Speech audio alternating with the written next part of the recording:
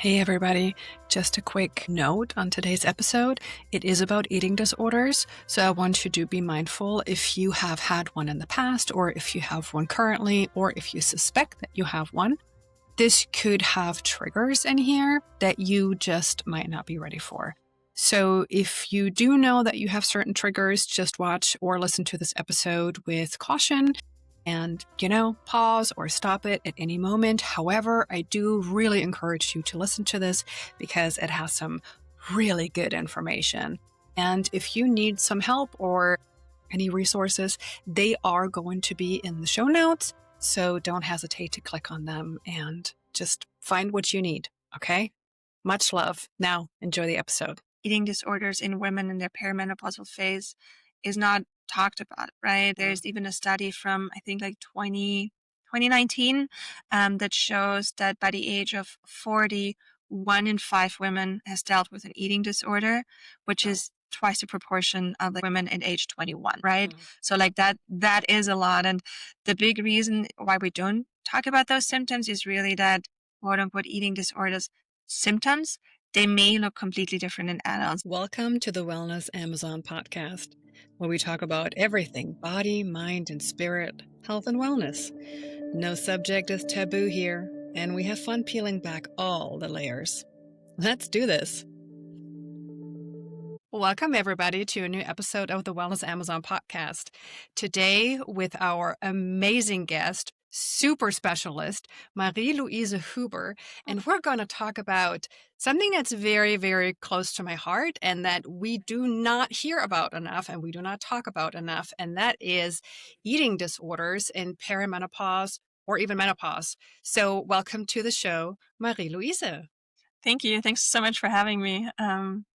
I appreciate that you say I'm a super expert. I'm actually blushing in case you don't see. I would rather call myself like a nutritional scientist, dietitian, and health coach, focusing on women.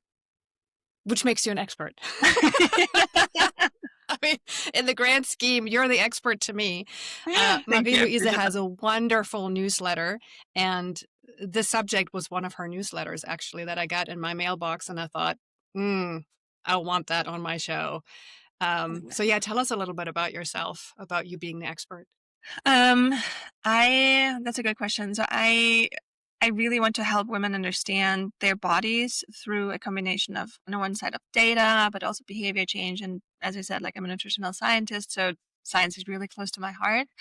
And I realized through like the last years, I've had those like thousands of conversations with women that they struggle with all the information that's out there. And really my passion is really making a mix of bio lessons, but because they're all like in our teen years, and we tend to forget things like the basics that happen in our body. So I'm making a mix of like those and then real life scenarios through like stories I've heard from others to make it more relatable, and also help women understand they're not alone in whatever they're experiencing, because we tend to get isolated a lot. And so I really want to share that out there. And then really making those like complex topics like hormones or like metabolism relatable and actionable, because they are like big words, and they're a few small things that we can do in our everyday lives to really support our health. And it doesn't have to be like 10,000s of supplements that you have to take. Small lifestyle changes sometimes can move the needle like very much. Yeah. And this is such a tough subject. That's why I'm so glad you're here to share this with us, because not only is it a delicate subject, but it's also something that is, I don't know, there's a lot of shame probably and guilt and all kinds of emotions handled to it. And we were just talking about this a little bit before we hit record about the stigma itself of perimenopause and menopause, and how it's kind of like depicted in the media sometimes like your life is over when this happens. It's the beginning of the end, kind of. Yeah. It's like doomsday. So why do you think that is? What is going on that we don't talk about eating disorders in older women at all? We just talk about it for teenagers. Before we do that, I think it might be helpful, like, just briefly touch upon like what eating disorders really are. Hmm. And I would say like they're a serious mental health condition where when we talk about women, like a woman's relationship with food and body image and control really becomes harmful to her physical and emotional well-being, right? So it can come in various shapes and forms, but like that's the form of eating disorder we are talking about. We're not talking about one specific one, but more like the overall umbrella of what eating disorders are. But I would say, on the one hand, they often go unnoticed for multiple reasons. And also, when we talk about perimenopause, women who are in the perimenopausal phase, they may often be, and please pardon my language here, but they may be at the peak of their life in the sense of like they're having like high careers. They may be taking care of like their teenage daughters and maybe also taking care of their parents, right? So there's a lot happening. And as both of us, we are moms, we know we tend to put ourselves sometimes last because we have to take care of all the others. So kind of like it happens on the one hand, like it happens naturally that we eat less because eating is actually one of the things that kind of like falls off the wagon when we are stressed for many women because we don't have time, quote unquote, which is nonsense. We always should eat and we should fuel ourselves properly. So I feel like that is one thing that it's kind of like, okay, you just eat less because you don't have time and like there are others you have to take care of. But then also because a lot of women don't actually do not notice what is happening. Right. And so it kind of like it becomes a habit. And then they may even, because of the hormonal changes, they are experiencing in their bodies. And unfortunately, weight gain is one of those aspects. And they may not like their body anymore. And so, one of the messages that's portrayed a lot is like, just eat less and you will lose weight again. But unfortunately, that does not hold true for women in the perimenopausal phase because they just go through this like big hormonal transition in their life. And so that like the metabolism changes, right? So just eating less actually fuels the metabolism to even like slow down even more in the sense because it is quote unquote slowing down. So I think like there's just a mix, and as you can tell, like there's no straightforward answer of like why this happens. But it's just like there's a mix of factors that play into a woman's life in their perimenopausal phase that will then lead to, unfortunately, those eating disorders. And I understand, like, I'm not in that phase yet, but I understand that, like, if you, for example, think about like your teenage or not even teenage when you were 25, right? Like you just ate one day, you ate less, and then like the pound was gone, right?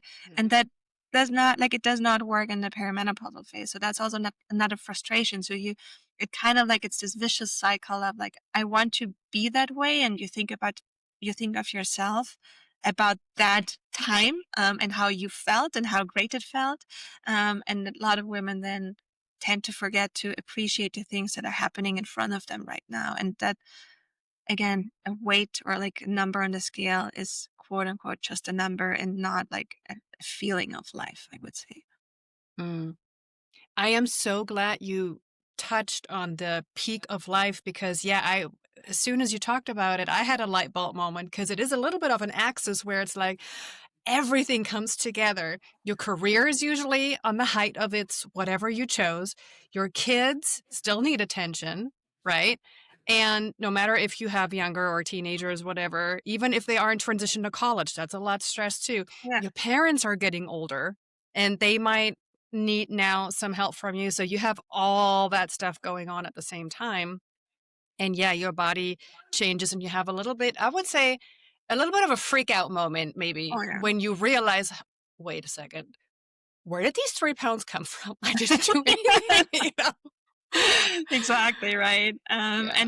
And then also I feel like one thing that I think we would need to get rid of is like taking care of health in seasons, right? Like we think about New Year's coming up, right? Like New Year's resolution. Okay, you want to lose like those 10 pounds again, and then life happens and you're like off track, Mm. and then May or like April comes around and you think about like your bikini shape, right? Still a lot of women think about that. So they want to look good in a bikini. And then maybe there's wedding season or other family gatherings and you want to Yeah. look good in that dress. So like there's always an event that you are trying to quote unquote shrink your body into or look fitter or whatever.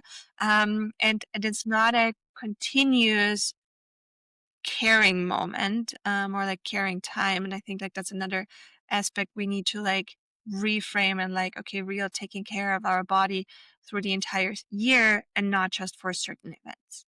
Mhm. Yeah, I see that too. Yeah, Mm. we all do. And I mean, I'm guilty too. When I hear the word eating disorder, this is in my brain, my inner eye. The first thing that I see is usually a young female who either doesn't want to eat or wants to, you know, expel the food after she eats. This is the first stigma thought that I get when I hear the word. What's up with that? Is that a correct vision that we have? Um, I think it is a quote unquote correct vision because we do see it a lot more in the media. And also, as we talked about earlier, like eating disorders in women in their perimenopausal phase is not talked about, right? Like, Mm. there's even a study from, I think, like 2019, that shows that by the age of 40, 1 in 5 women has dealt with an eating disorder, which Oh. is twice the proportion of like women at age 21, right? Mhm. So like that is a lot. And the big reason why we don't talk about those symptoms is really that quote unquote eating disorders symptoms, they may look completely different in adults. They don't necessarily show up as like Mm. throwing up and like over the toilet or like really having those like obvious restrictive patterns. So I feel like in in the perimenopausal phase, or let's phrase it differently, like an eating disorder is not about age. It's really about like coping strategies as well. And as I said like earlier, like the midlife is full of different triggers. You have like hormonal changes, your body changes. Like also I love to say like the perimenopausal phase is kind of like the puberty in reverse. On the Mhm. one hand, your body changes and you can't control, quote unquote, you can't control it. And if you think about like your teenage daughters, their body's changing and like they don't know what's going on, their hormones are changing, right? Right. Also the family dynamic may change. Then there's like the career pressure. Also women who are like in their mid 40s, um they quote unquote they feel more settled in their life, and so they have those habits of like maybe for example the perfectionism, right?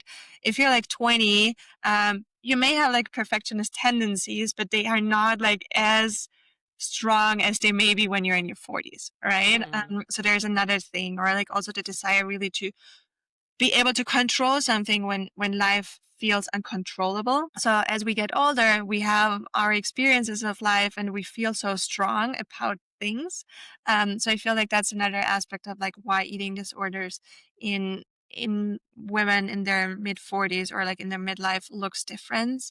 And as I said, if different, and as I said, like many women hit their perimenopausal change right when they are like in the peak of their life and they don't feel prepared for that. And also, it may still be somewhere ingrained in our brains when we look into like the magazine, or like when we think of ourselves like the magazines we read in our teenage years, right? Like what the body was supposed to look like. And I'm pretty sure many of those who listen to this podcast, they grew up with like those aerobic and like high intensity exercise and like the neon bands and shirts and whatever, right? And I feel like that's also like the time we grew up, and so now we need to grow out of it. So Mhm. I also want to say like I'm hopeful for our daughters, to not experience that same like eating disorder scenario that women experience right now, because I'm just hoping that our daughters will learn from us, and will learn from the community and environment around them, so that eating disorders will hopefully become a part of history for them. Yeah.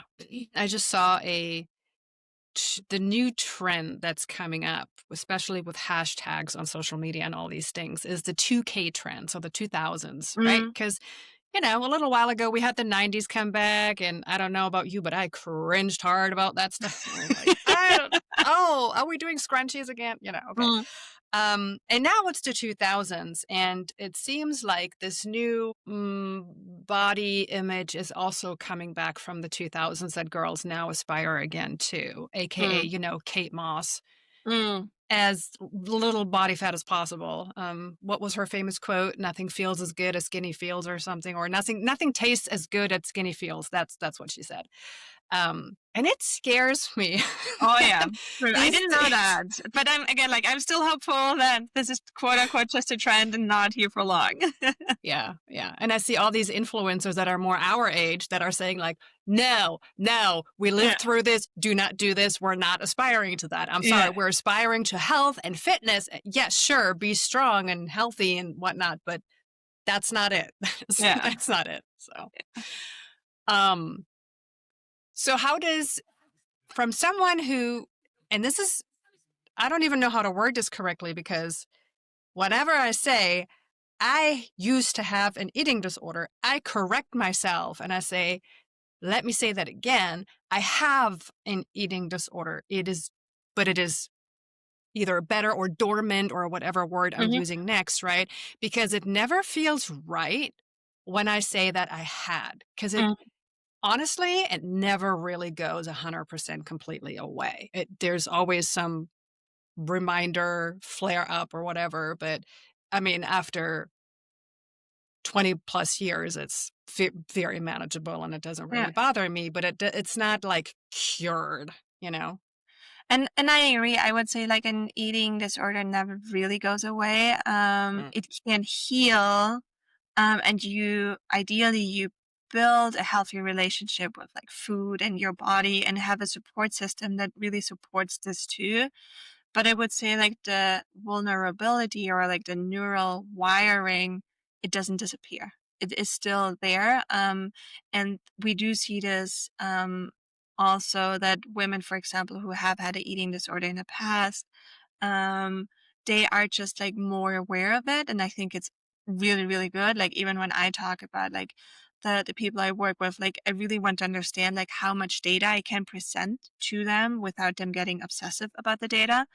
Because that's another thing. Like if, for example, a woman has had a eating disorder, and is open about it. She's like, for example, I cannot track my glucose because it will change my eating patterns too much, Mhm. and so I'd rather not do it. Right, and that's one that I would say like a very advanced knowledge, right? But I think it's important to understand like an eating disorder, as you said, like it never really goes away. Like it can heal, um, but there are still moments where, like for example, like triggers may have like the tendency really to go back into like that thinking process. It doesn't mean that you will like it will flourish again, but it can happen and it requires more energy and mental strength to work on that. Hmm.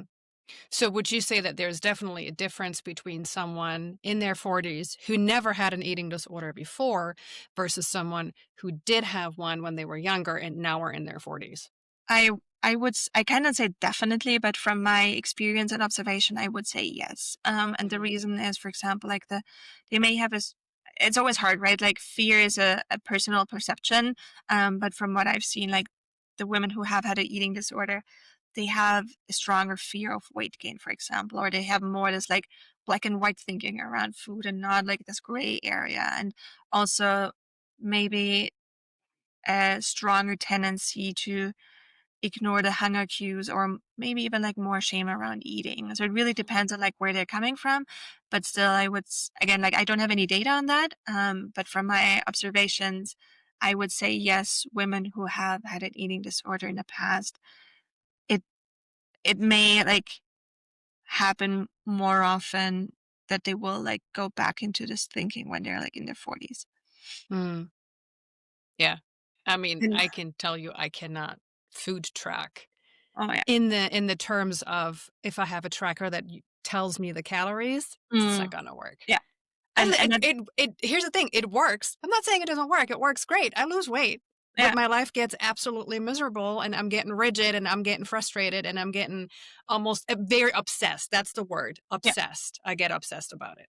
And Hmm. that's what I'm like, what I'm here for, to help women understand, like, that yes, we do need calories, but we don't need to know about the exact calories every day. Yeah. Yeah. At every second of your life. Hmm. Yeah, exactly. I don't even know how much I'm eating, and honestly, I don't even care, right? Like I know when I'm full, but that's also like another thing. Like I have quote unquote trained my body in that sense that I know when I'm full and that I don't judge myself. I know obviously I do have a very sweet tooth, right? So I know that like too much chocolate also is not good for me. And then I eat less the other day. But it also requires like mental strength and a few tricks that I don't like go to the fridge immediately and get some chocolate. Right, right. And I know you are an amazing baker too. So, Baking ah, season is right here. yeah, no, around Christmas time, I would not be able to live in the same house as you. I'll eat all the Yeah. cookies. I have a little baker myself in the house, and when she wants to bake, I always say, "Okay, great. Who are we giving this to?" Yeah. And she's like, "Oh, I'm going to bring it to the firefighters." Great. Make all the brownies you want, and then go straight to the firefighters. Love it. um, so as this is, you mentioned a study, which is a staggering number of menopausal, perimenopausal women that are showing these signs of eating disorders. That's insane. Why? Why are we seeing this? What is going on? I mean, besides all the things we already talked about. That's a good question. On the one hand, I think, as I said, like it is really the shift in hormones. That's the driving force behind it, right? Like as I said, like there's so much happening between like the transition of like perimenopausal phase. You don't feel like you in your body sometimes. Mm. You have all those like different symptoms, and you cannot control it in the sense of like, okay, hot flashes come and go, for example, right? But being able to control your intake gives us the power and the control we want to have back, right? So it's like that's the one thing of like we really want to be able to control one thing about our body, and we can start with nutrition, or we can also start with like working out more, right? Which then also like becomes an obsessive behavior. So I feel like that's one of the things that the being able to control it. Then also, obviously, as I already mentioned, like the wellness culture we live in, we all like there's this type of woman we envision ourselves to be when we get older. And so I feel like that's another thing that we are just very mindful of. Like, and we maybe see like those models and like they're all like super glossy and dressed up and don't have any wrinkles and whatever. And we want to be like community, and like the feeling or the need for belonging is one of the biggest motivators many of us have, right? And so we want to be like one of them. And Hmm. if we have like 15 pounds more, we are not one of them, right? So I feel like that is another driver behind that trend. And then, as I also said, like chronic stress and caregiving, we tend to eat less, and then it kind of like it becomes this behavior of like, oh, actually, I don't need that much food, right? And then it becomes this habit, and we can still function, and sometimes may even function more and better because we don't eat quote unquote too many carbs or whatever. So it's kind of like we restrict ourselves. We notice that we, quote unquote again might feel better, um, but at the end of the day, we will pay the bill for that because our body will not support it in the long term. Yeah. I don't want to derail this, but I had one thing that I thought about when we talked about getting obsessed about things too is the GLP-1 thing right now that's going on, right? Which I know a lot of people that take it, and every single female that I know that is on it is all either perimenopausal or menopausal. And when I talk about that with them and I ask them, how are you doing? How are you feeling? How's it going? How is this changing your life? They all say the same thing. They say, I am just so glad the food noise Hmm. is gone. They always say that term, food noise, and Hmm. how it really overwrote their entire life and how it was so tough to constantly think about food, food, food, food, food. Either to plan the next meal, what to eat that's healthy, or not to eat, or how to restrict it, or to feel like I want to eat but I shouldn't. All of that stuff's constantly about food, right? From the minute they wake up to the minute they go to bed pretty much. And I feel that deep in my heart. I mean, Mm. I can so empathize with that. Um why do we have that? Why is that we are struggling so much with that food noise thing? That's a big question. I do have a few theories. On the one hand, it goes back to being the caretaker. Mm, We think about what we make our kids for breakfast, what do we eat for ourselves.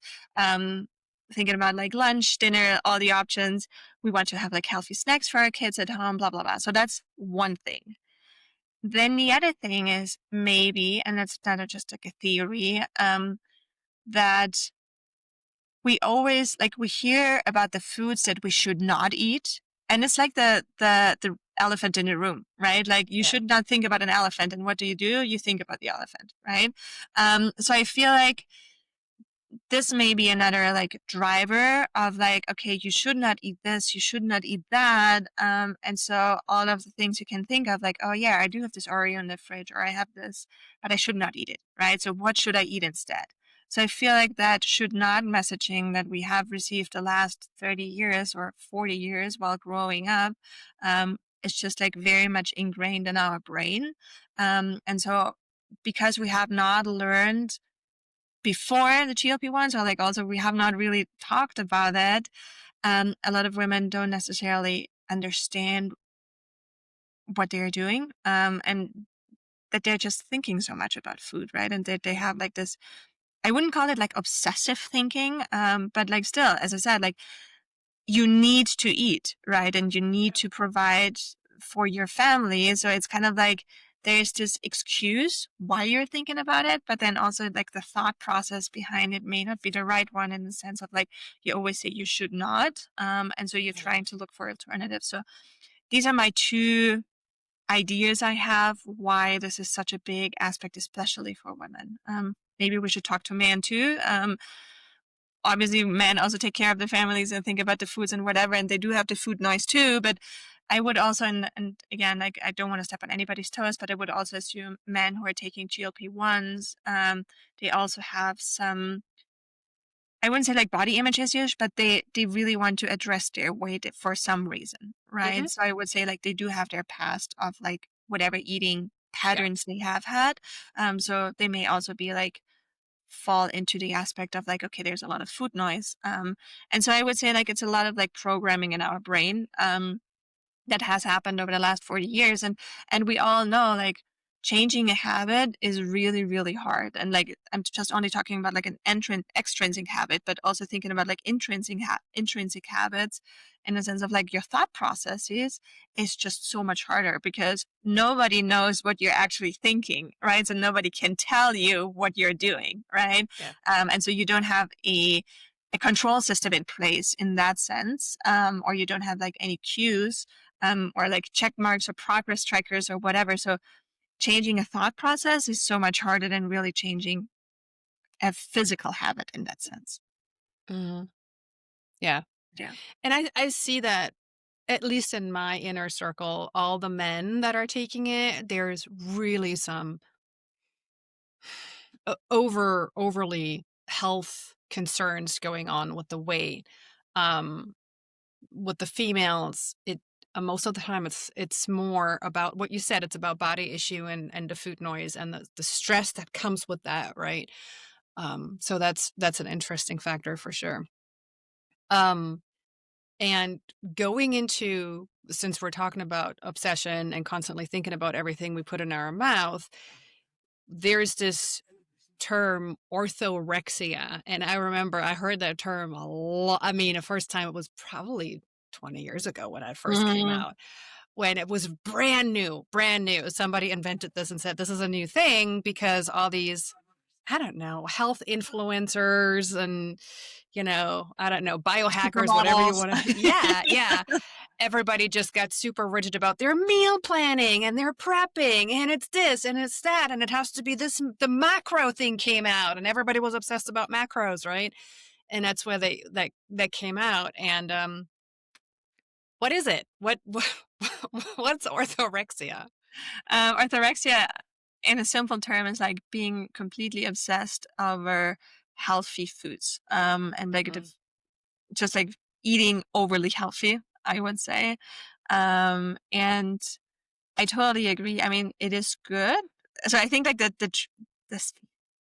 the tricky part about orthorexia is like, yes, sure, it's great that people tend to like want to eat healthier, right? Like we all, most of us can eat healthier, if we look at just like the nutrient intake, right?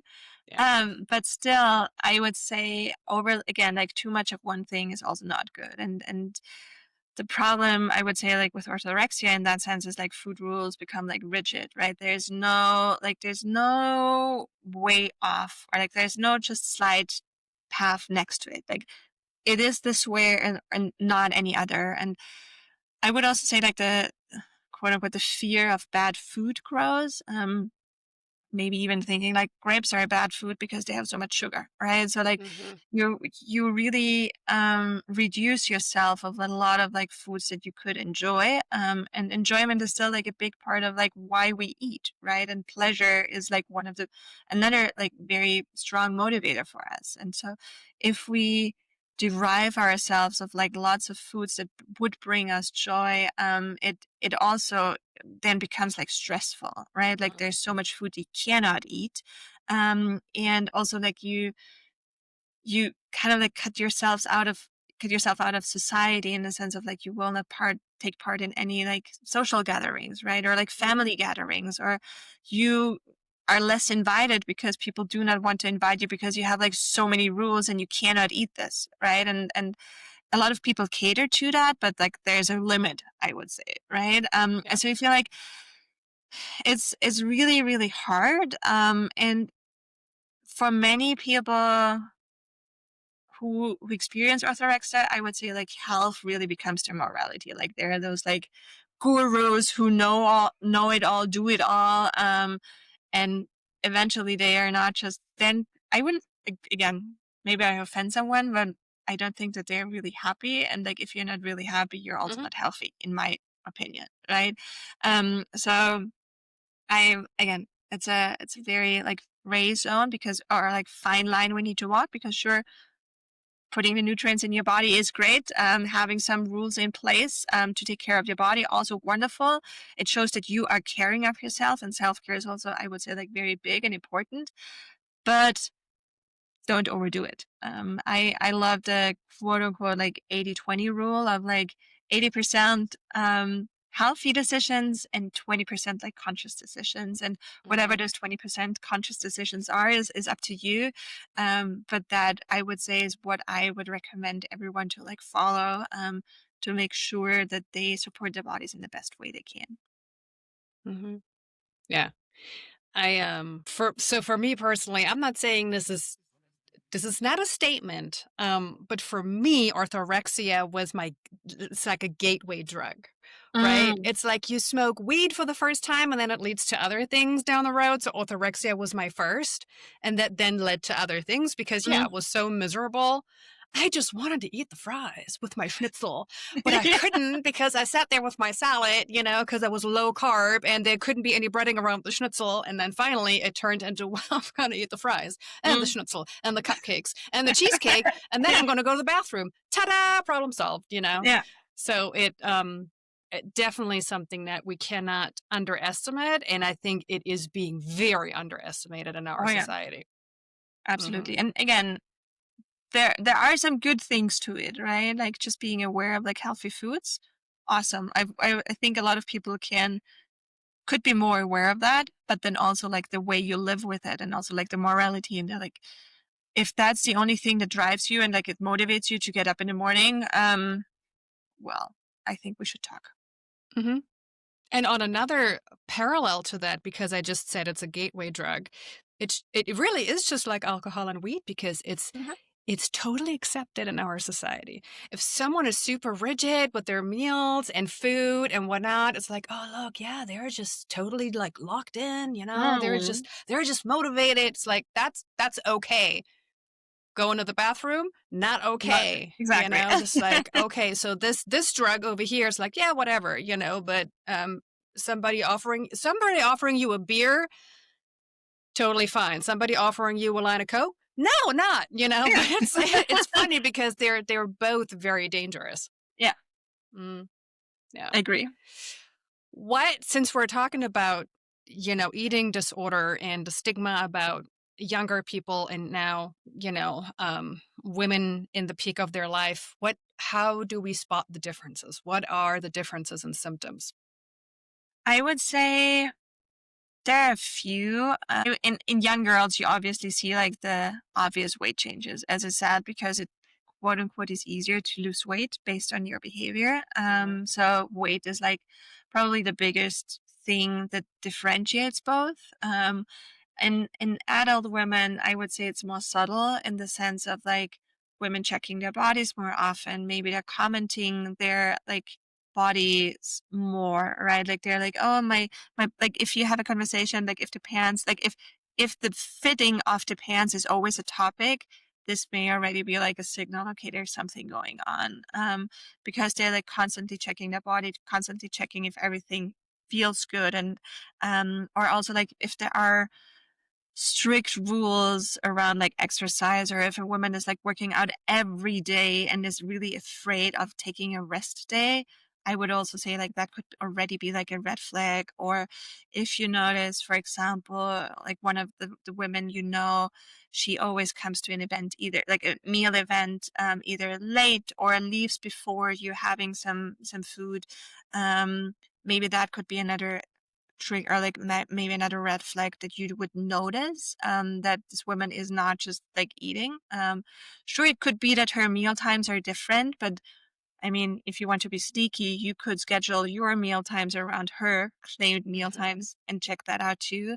Um, then also a lot of women tend to eat less because they feel like they're bloated, or they have like SIBO or anything, like they have those um diagnoses that are trendy, or like they have celiac disease and don't necessarily have celiac, right? So I Mhm. feel like having a lot of those restrictions hidden under like gut health issues could also be another flag. Or really focusing too much on like anti-inflammatory foods or like protocols, another aspect. Or um, I mean, I have to say, like, I'm fortunate that if I only drink one cup of coffee, then that's a lot, right? Like, I sometimes drink coffee, sometimes I don't. But a lot of women, they over rely on coffee because they haven't had enough to eat, right? And so they need the energy, and drink more and more coffee. And they don't drink it for enjoyment because they like the taste, more because they need the energy, right? Or they skip their meals because they're too busy. So I would say like an over reliance on coffee could be another aspect why how you could spot that women may experience some kind of eating disorder, to in comparison to, for example, a younger girl. And it's funny because this even seeps into memes or jokes or funny Mm. sayings. Like I see this on Instagram all the time. I could probably send you 15 of those.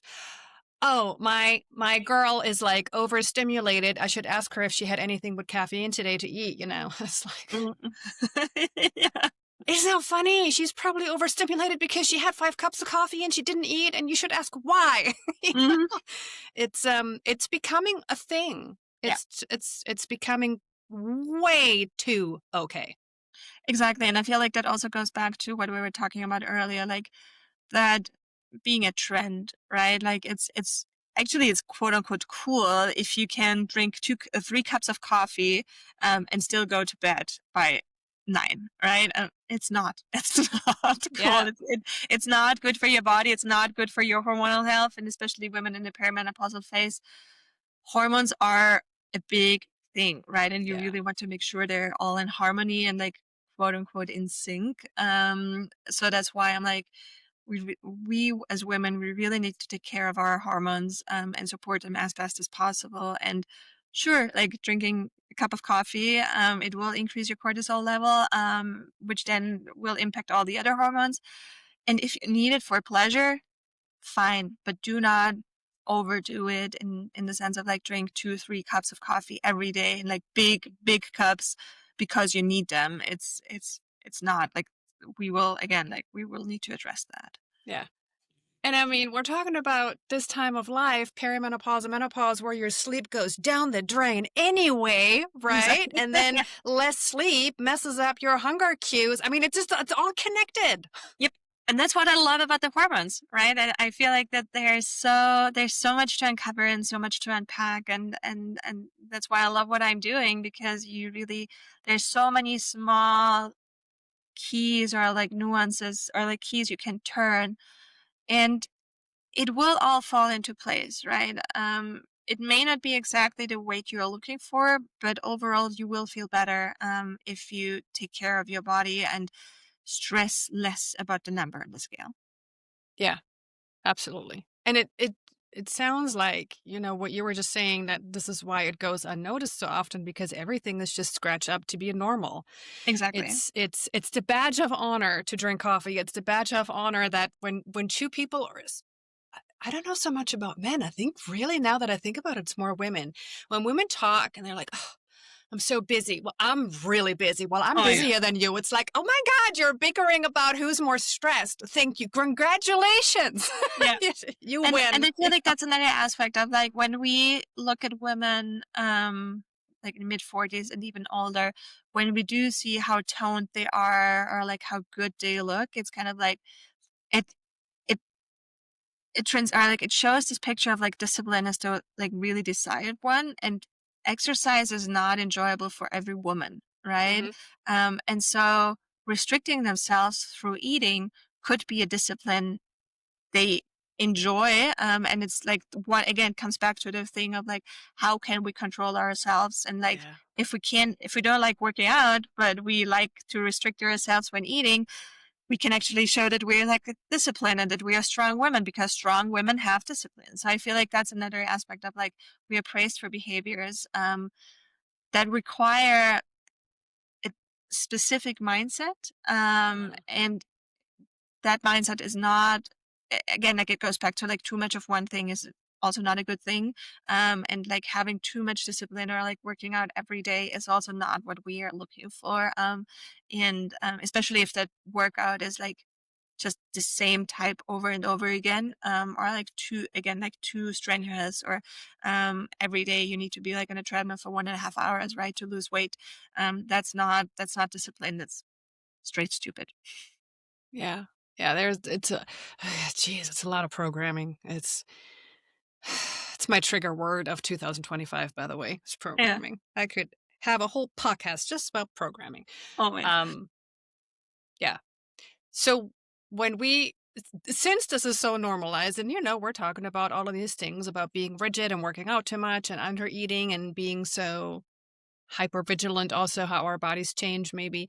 What are all, let's talk about the consequences, because I don't want somebody to listen to this and be like, yeah, I'm okay with all of that. Whatever. Mm, I just want to lose weight. What are the consequences to, yeah, fall I into would that pit? say that's a I love that we're talking about it, because the biggest consequence for many women is like bone loss, right? Hmm. It is osteoporosis, for example, like if you already have the tendency to change your bone mass, or like losing bone mass, and then um if your bone if you're losing bone mass, the chances are higher that you break the bones, and the broken bone, if you're listening and you do have an eating disorders, for example, and you're breaking your bones, you will know that it's so much harder to recover and heal, because you will not fuel your body properly to make sure that you're supported, right? So Right. bone loss is a really big one. Then also muscle loss.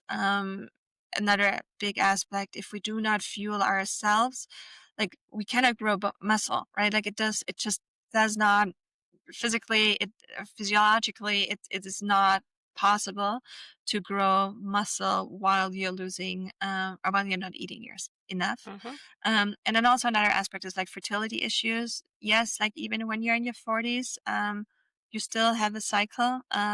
It may not be the most regular anymore, but some women are trying to get pregnant or not, right? So um, that's another big issue. Then, as we talked about, like everything is connected in the body with hormones, so hormone disruption.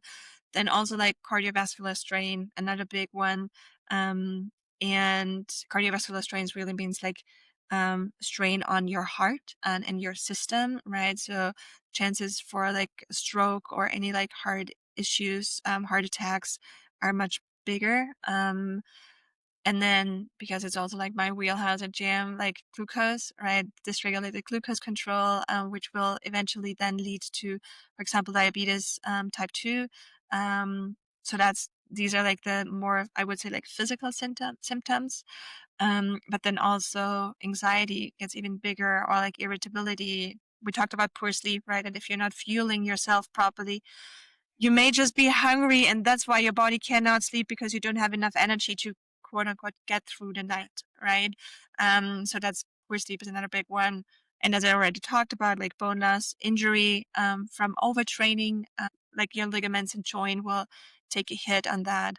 And then also, I think I talked about it briefly in the beginning, like slowed metabolism, right? Your Hmm. body goes into like the starvation mode, Yeah. and it's kind of like, okay, if I don't get enough energy, I will try to maintain what I have, so I'm not losing more weight, but I'm just keeping on to that. And then if you eat more again, it's a typical yo-yo effect where you Hmm. then tend to gain weight instead of like being able to maintain it. That's another is aspect of um, why it is important to fuel properly. And I think already we talked about like a social withdrawal, right? Like if you do not like even the Yeah. most introvert people, we need our social connections. And if you do not eat enough, the tendencies happen that you're not invited anymore, or you're just by yourself eating.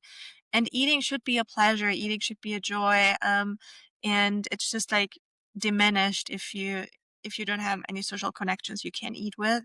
Hmm. And then it's another like it could be a different conversation we both have about like health span versus lifespan, right? Like you may Hmm. eat may live longer because you don't have that much weight, but is your life healthy?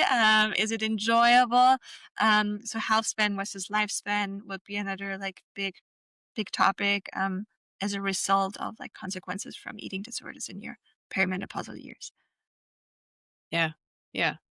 I can tell you, my great grandmother lived until she was 94, and she was going until like almost the last day.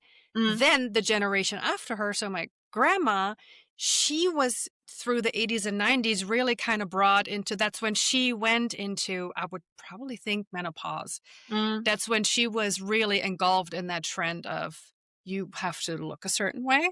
mhm, My grandmother didn't care. She was like, I saw two wars. I don't care, you know? And my grandmother did not. I mean, she lived until in her 80s, but not as fit and healthy. There was dementia. There was, like you said, bone loss. There was breaking bones. There was all kinds of health issues. So it really is. And it's sometimes hard to talk to people about this stuff because we're so short sighted, right? mm. We don't think about what's happening in 30 years from now. But it is really. And do you want to be part of that cycle to then be that your kid then has to take care of you because you Yeah. didn't take care of yourself? It's really we need to look further down the road. And that's the thing, right? Like I would say also with our society, we are like looking for like the instant pleasure and like instant reward. I mean, like Instagram, TikTok, or whatever is like the perfect Hmm. example, right? Like if there's a story we don't like, we just swipe. Or if there's like a post, we just like we Yeah. continue doing. And so we never think about, okay, what will happen like in 5, 10 years from now, right? Sure, for example, if we have kids, we may think of like, okay, what they will do, but we don't necessarily think about ourselves, right? Hmm. Some people say one of the biggest motivators is that they want to like live healthy so that they can play around in the backyard with their grandkids, which is a big motivator, right? Like, so I feel like that's like it's more like an intrinsic motivation than an extrinsic one, because they really want to be able to support their bodies as fast as possible. But I would say like that's just a short number of people who really understand that's the why behind their healthy lifestyle. The majority is really like I want to either like be able to run a marathon, or I want to do this or that. I want to fit in those certain genes, or as I said, like we have the seasons of health. So I feel like that's we really need to be able to think like in a big picture and see what will happen in 10 years from now, or also what you mentioned earlier, like do we really want our kids to take care of ourselves? Mhm. I don't know. I want my kid to be able to enjoy their life as long as possible. And sure, if they want to take care of me, cool. But I would not want them to take care because I am like in that bad health, right? Yeah. Because I did not take care of my health right now. Yeah. Yeah, absolutely. I mean, we don't want it to happen to our parents. We don't want it to happen to our kids. And yeah. Yeah. What are some things that someone could do besides obviously seeking help, right? If you listening to this and you recognize in yourself like, ugh, I have some of those patterns. Um, what are some things in your day-to-day life that would be helpful? Um, Since I'm a nutritional, um, as you called me, expert, I would focus first on like nutrition, really making sure that you eat like every 3 to 4 hours, and please do not skip meals. Really make sure that you have a breakfast, lunch, dinner, and a snack in between.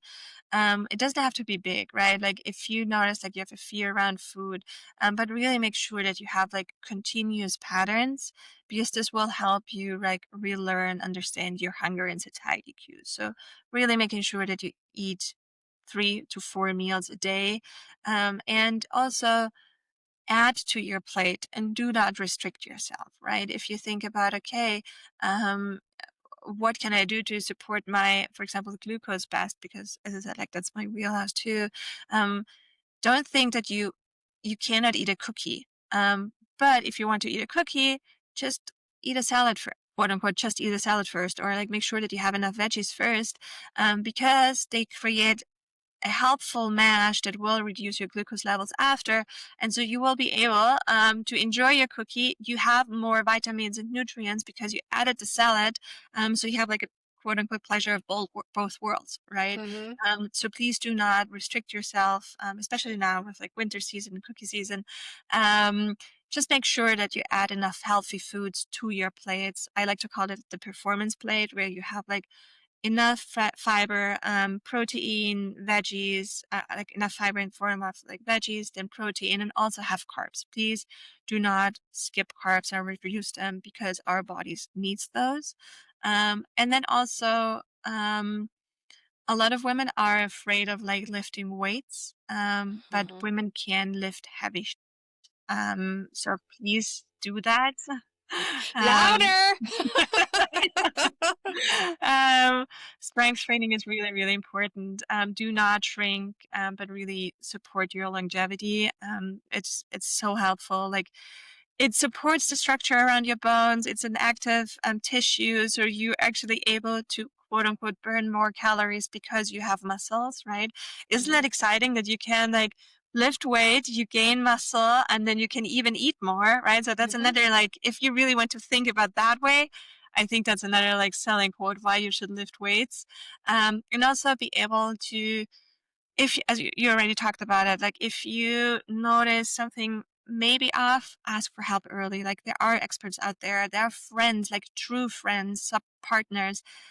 Everyone wants to help you, right? Like if they really love you, they're there to support you, and they will not like judge you, but really ask for help.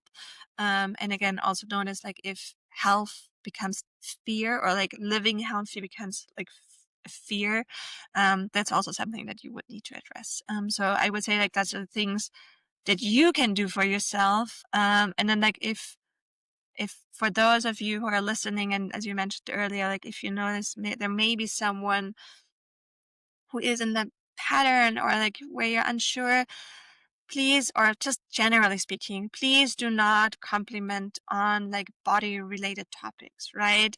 I would say like you look more joyful, or like I love how energized you are, or like you look calmer, or like whatever, but do not Yeah. compliment on any like body related stuff. I think that's a big, especially with like family gatherings and holidays coming right now. So please, please, please, don't do that because it can be a trigger for someone. And also normalize flexible eating, as I said.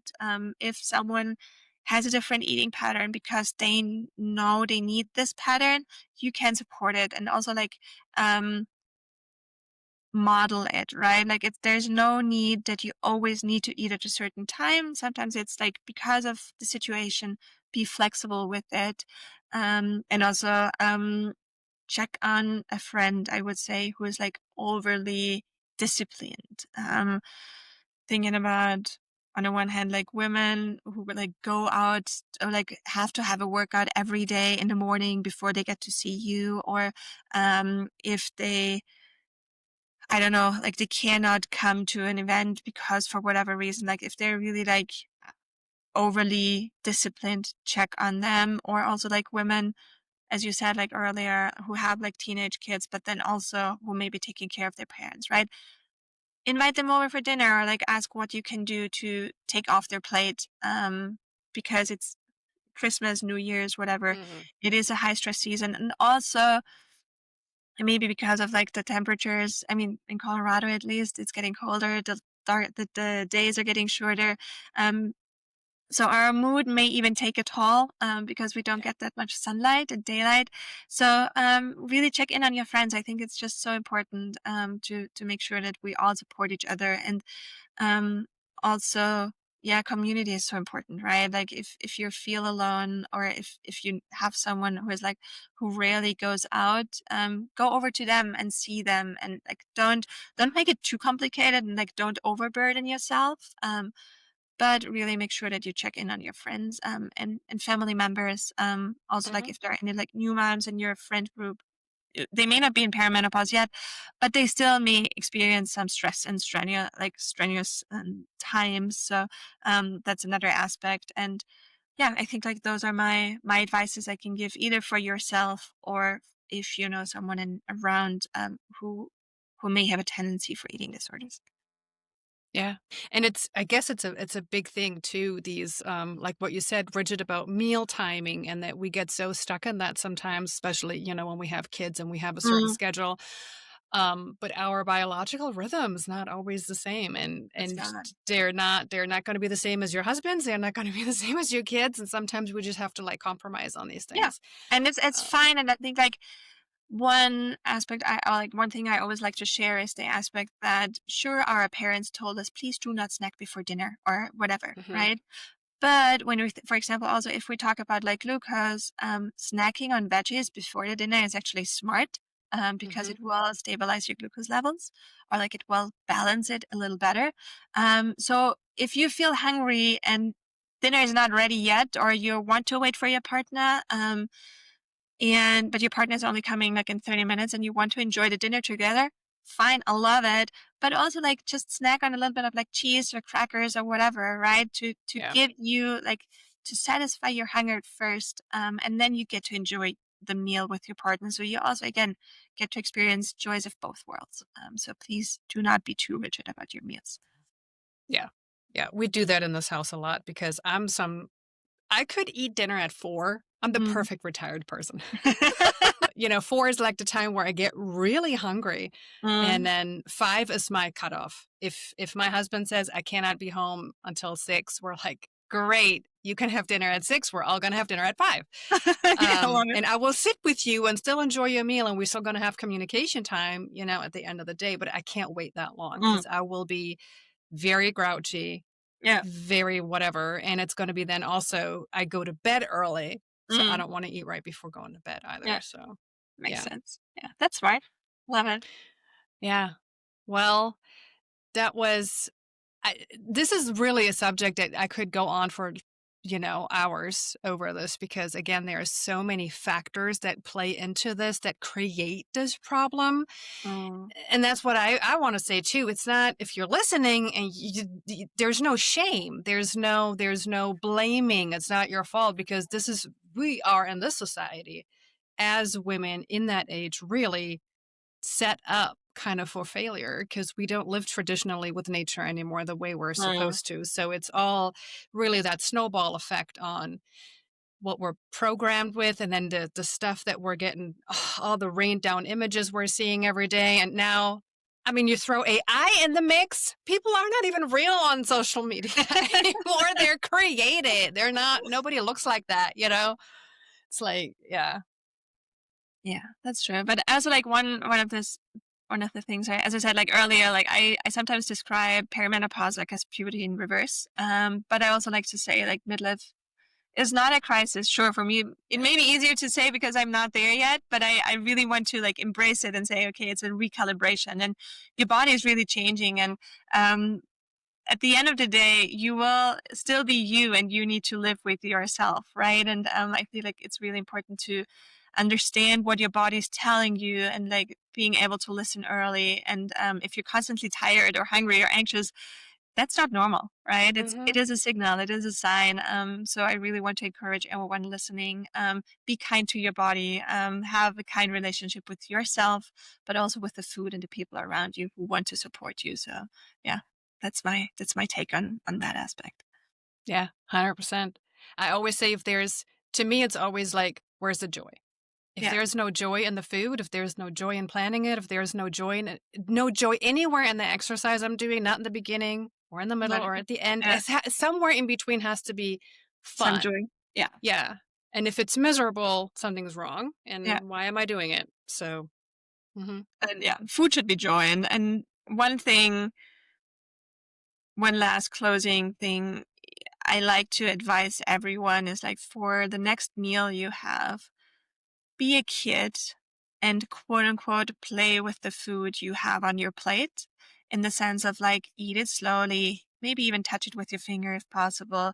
Um, explore the colors, check out the crunch or like the textures in your mouth, right? There's like so much on your plate. Even when I think about my breakfast, right?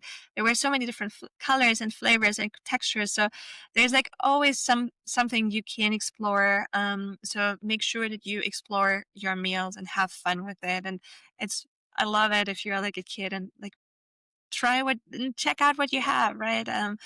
We tend to lose the joy of food, and if we look at, I mean, I do have a 2-year-old at home right now, so I do see a lot of mess around food, but I embrace it, and I think it's just so beautiful to see how he explores the meals and like he if Mhm. he depicts it or like whatever he's doing. But yeah, I think like we could all learn again from our kids to make sure that we enjoy the meals that we have in front of us. Yeah, absolutely. And I will see that we put some, I'm going to put your website in the show notes so people can Wonderful, thank find you. you and sign up for your newsletter. Highly, highly recommend Thank you. your newsletter because it really is every time such a wealth of knowledge. And I love that it's like, there's no BS in it. It's not like this glamoury blah, blah, blah, blah around it. No, it is just, it's facts, and it's just honesty, and it's the truth. And what's in there is Love it. reality that we're just Thank you. sometimes trying to avoid. Yeah, thank Um, you. so I love that. And I'm seeing that there's, maybe I can add something in the show notes for people that want to seek out help. Absolutely. Yeah. Okay. That's cool. Well, thank you so much for being on the show. Thank It was you. such a pleasure, and such an important topic. And thank you so much for what you do, that you pour all your heart and soul, because I know you do. I know you're very passionate about this, into this, to share your knowledge and your wisdom with, the women around the world. So I do, it's but I appreciate that you see it. yes. Oh, it is seen and it is appreciated. And everybody I know who gets your newsletter too, from, our where our Yeah, paths cross, they all love it too. So, love it. Thank you. mhm. Take care. Yeah. Thanks for All right. listening. Subscribe, like, share, do whatever you need to do, especially if you know someone who you see those patterns in, not just Please. yourself. And I'll see y'all next week. Thank you. Bye bye. Thank you so much for being here with me today. Leave a comment, give it a thumbs up, a review, and share it with somebody you think needs this. Have a fabulous day. See you next time.